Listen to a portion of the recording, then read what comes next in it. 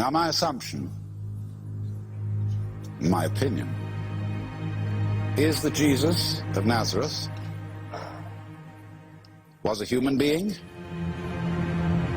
like Buddha, like Sri Ramakrishna, like Ramana Maharshi, etc., who early in life had a colossal experience of what we call cosmic consciousness. Now, you don't have to be any particular kind of religion to get this experience. It can hit anyone, anytime, like falling in love. There are obviously a number of you in this building who've had it, in greater or lesser degree. But it's found all over the world. And when it hits you, you know it. Sometimes it comes after long practice of meditations and spiritual discipline. Sometimes it comes for no reason that anybody can determine. We say it's the grace of God.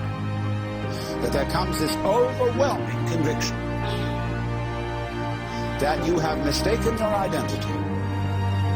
That what you thought, what I thought was just old Alan Watts, who I know very well is just a big act and a show.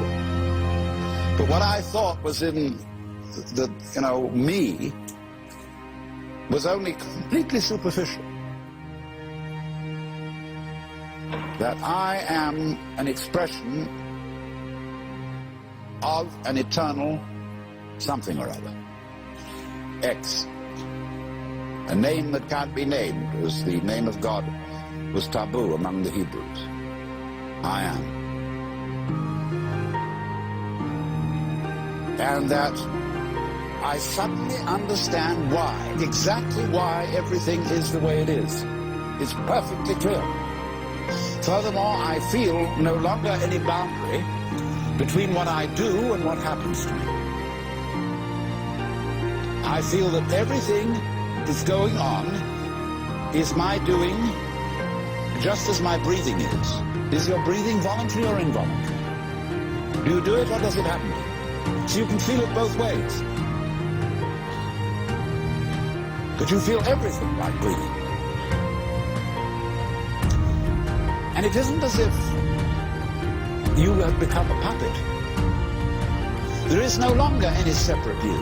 There is just this great happening going on. And if you have the name in your background, you will say, this happening is God, or the will of God, or the doing of God. Or if you don't have that word in your background, you will say with the Chinese, it is the flowing of the Tao. Or if you're a Hindu, you will say it is the Maya of Brahman. The Maya means the magical power, the creative illusion, the play. So you can very well understand how people to whom this happens feel genuinely inspired. Because very often there goes along with it an extremely warm feeling. Because you see the divine in everybody else's eyes. When Kabir, the great Hindu-Muslim mystic, was a very old man, he used to look around at people and say, to whom shall I preach? Because he saw the beloved in all eyes. And could see, sometimes I look into people's eyes, and I can look right down, and I can see that beloved in the depths of those pools. And yet the expression on the face is saying, what, me? That's the funniest thing. But there is everybody, in his own peculiar way, playing out an essential part in this colossal cosmic drama. And it's so strange that one can even feel it in people you thoroughly dislike.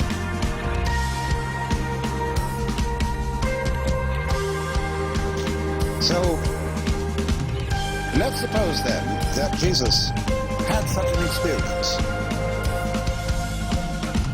But, you see, Jesus has a limitation. That he doesn't know of any religion other than those of the immediate Near East. He might know something about Egyptian religion, a little bit maybe about Greek religion, but mostly about Hebrew. There is no evidence whatsoever that he knew anything about India or China. And the people who think, Jesus was God, assume that he must have known because he would have been omniscient. No.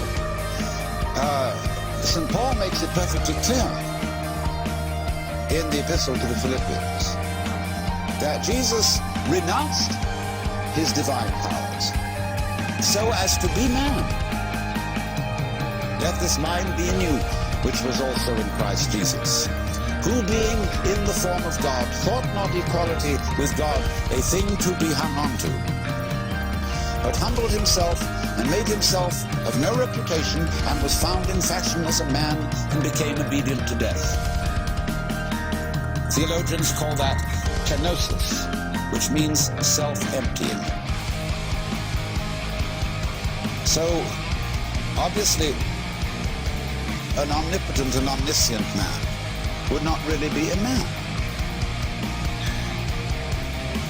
So even if you take the very orthodox Catholic doctrine of the nature of Christ, that he was both true God and true man, you must say that for true God to be united with true man, true God has to make a voluntary renunciation, for the time being, of omniscience and omnipotence and omnipresence, for that matter.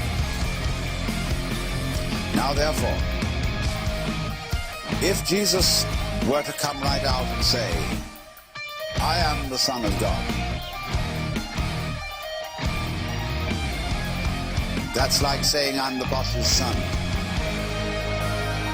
or I am the boss.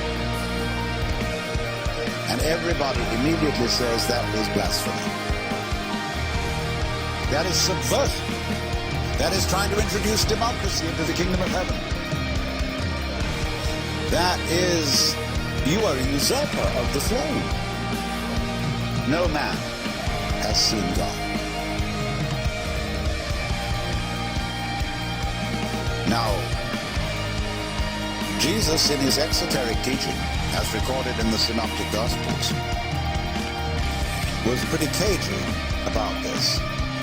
He didn't come right out there and say, I and the Father are one. Instead, he identified himself with the Messiah described in the second part of the prophet Isaiah. The suffering servant who was despised and rejected of men,